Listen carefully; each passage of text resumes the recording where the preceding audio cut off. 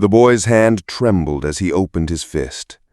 Inside lay 3 copper coins, all that remained after a long day of labor. His mother's eyes fixed on them with the weight of judgment. "Where is the 4th?" she asked. The merchant had shorted him, and John had failed to notice. Shame burned his face, but in that humiliation a vow ignited. Never again would a coin slip through his fingers. That vow, born in the silence of a farmhouse kitchen, would one day control an empire. The air in the Rockefeller household was never free from tension. Scarcity pressed in from every corner, and discipline was not a choice but a lifeline. Eliza, John's mother, carried herself with a severity sharpened by years of necessity. Waste was sin. Frugality was holiness. She believed God Himself counted every penny, and she demanded the same of her children. A missing coin was not simply a mistake. It was a flaw in character, a breach of duty. That night, as John stood in the small kitchen with his cheeks flushed red, he absorbed her silence more than her words.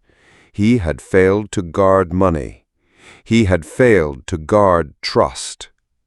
From that moment, the boy changed. Where other children might have forgotten the incident, John let it brand itself into his mind. The humiliation hardened into resolve. If coins were seeds, he would become their keeper.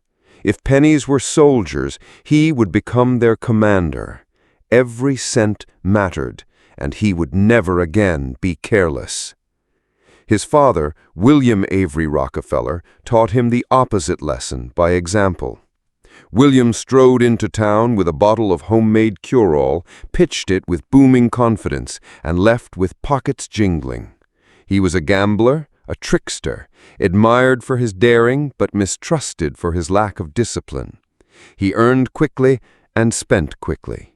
Sometimes he returned home with money, sometimes he vanished, leaving Eliza to stretch scraps of food for her children. To John, his father was a man who lived in fire, bright, thrilling, but consuming everything around him. His mother, Eliza, lived like stone. She measured flour by the cup, counted firewood by the log, rationed candles so carefully that sometimes her children studied by fading embers. When John returned from errands, she demanded every cent of change. When he worked in the fields, she asked for an account of his wages. She did not flatter or indulge him. Instead, she drilled into him the discipline that would become the spine of his life. Between them, between fire and stone, John made his choice. He would live not in waste, but in order, not in chance, but in control. His empire would not rest on charm, but on discipline. He began to keep a small ledger, writing down every penny that crossed his hands. His handwriting was neat, his columns precise. If he earned 3 cents hauling water, he recorded it. If he spent 1 cent on nails, he noted it. At first it was only numbers on a page. Soon it became ritual, then devotion. In a world where his father disappeared and the family moved from one home to another, the ledger became his anchor. The number stayed when nothing else did. Other boys mocked him. They spent their coins on candy, laughed loudly in the schoolyard, mocked John for being stingy, for writing down pennies as if they mattered. But John felt no shame. He watched them eat sweets and waste money, and in their laughter he saw weakness. He saw his father's recklessness mirrored in their play. He would not be like them. While they spent, he saved. While they mocked, he planned. The work was relentless. He rose before dawn to fetch water, his pail knocking against his knees as he trudged the dirt paths. He split wood until his arms trembled. He dug potatoes from stubborn soil, sweat stinging his eyes. Each coin he earned from neighbors was small, but in his hands it felt weighty, like a piece of destiny. He held coins up to the lamplight, watching them gleam, whispering to himself, "These are not toys, these are seeds." Sometimes the world tested him cruelly. Once, after delivering eggs to a neighbor, he was dismissed without pay. The sting of betrayal cut deeper than hunger.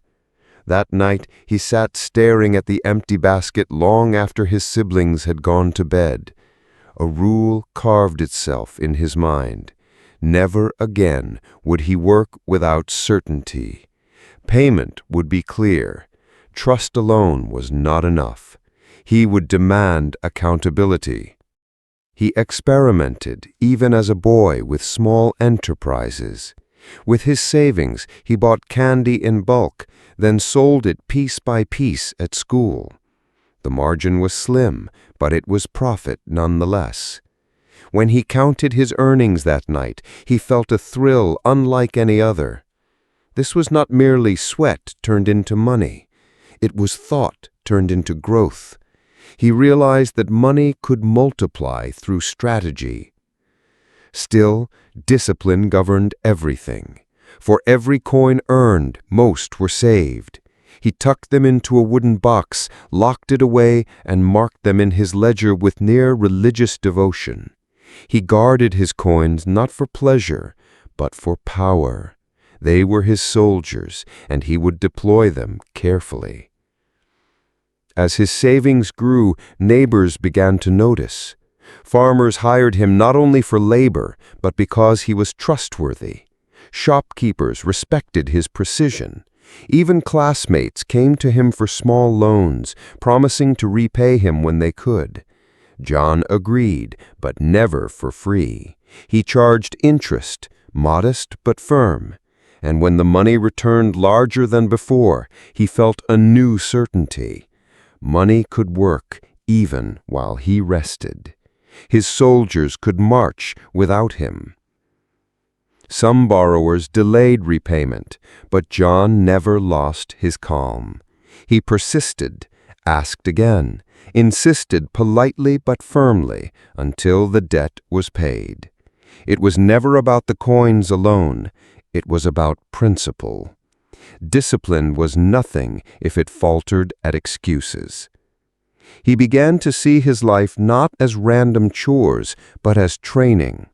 Each pail of water was not just labor, it was proof of reliability.